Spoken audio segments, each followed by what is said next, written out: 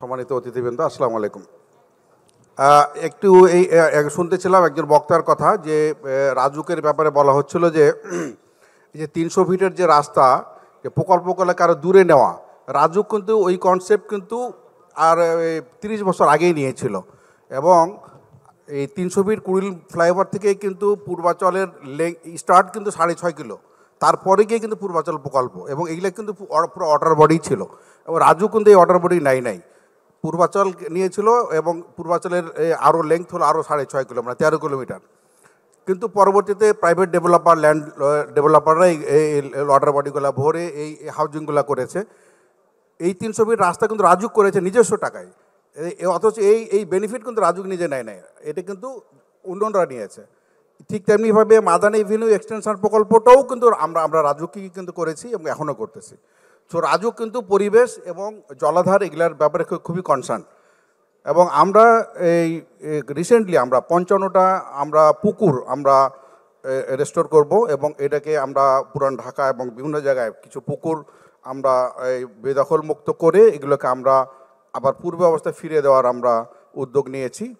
তো আমরা আমাদের মাননীয় চেয়ারম্যান স্যারের উদ্যোগে এবং আমাদের যে পূর্ত উপদেষ্টা মহোদয় আছেন ওনার দিক নির্দেশনা এবং মন্ত্রণালয়ের দিক নির্দেশনায় আমরা রাজুক কিন্তু পরিবেশ বান্ধব এই ঢাকা সিটি তৈরি করার জন্য যথেষ্ট উদ্যোগ নিয়েছি। এবং আমার মনে হয় যে আমরা যদি প্রাইভেট সেক্টর থেকেও যদি আমাদেরকে এইভাবে সহযোগিতা করা হয়, যেমন দেখবেন যে রাজুক এই যে মানুষ বা ডেভেলপার বা পাবলিক প্ল্যান নিয়ে যে একরকম করে আর একরকম দোষ দেয় কিন্তু রাজুকের, কিন্তু নিজেরা কিন্তু নকশা অনুযায়ী কিন্তু করে না। ভাবটা এমনই যে আমি চুরি করতেছি, পুলিশ তুমি পারলে ঠেকাও, রাজুকের উপর দোষ দেয়, কিন্তু নিজেরা কিন্তু কনসার্ন হওয়া উচিত সকলেরই। যে কারণে আমি বলবো যারা নকশা, এই যে আমরা যে বহুত কষ্ট করে আর্কিটেক্ট, প্ল্যানার, ইঞ্জিনিয়াররা কষ্ট করে এই যে ড্যাপ করতেছে এবং এই যে ফার বা আরও যাই করুক, এটাকে কিন্তু সকলকে কিন্তু অনার করা উচিত। এবং এইভাবে কিন্তু যদি করি আমরা পরিবেশ বান্ধব আমরা ঢাকা সিটি পাবো। এবং জলাধারগুলোকে রক্ষা করার জন্য সকলকেই উদ্যোগ নিতে হবে, ঢাকাবাসীর সকলকেই। আমার চেয়ারম্যান মহোদয় প্রায় বলেন যে শুধু রাজুকে ১-১.৫ হাজার লোক দিয়ে তো আসলে পুরো ঢাকা সিটি মেগা সিটিকে কন্ট্রোল করা সম্ভব না। আপনার পাশে যে একজন ডেভিয়েশন করে একটা বিল্ডিং করতেছে তাকে আপনি বলেন না কেন, পাবলিকলি সবাই মিলে বলেন যে ভাই আপনি ঠিক করতেছেন না, তাহলে তো সে তো লজ্জা পাবে।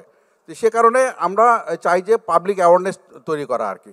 তো যাই হোক, আজকের এই অনুষ্ঠানে আমাদেরকে ডাকছেন, ধন্যবাদ।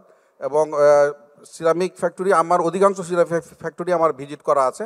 এবং আমরা রাজুক কিন্তু এই যে উত্তর অ্যাপার্টমেন্ট প্রজেক্ট করেছি, আমরা নিজস্ব আমরা কিন্তু লোকাল প্রোডাক্ট দিয়েই কিন্তু আমরা রাজুক কিন্তু কাজ করি।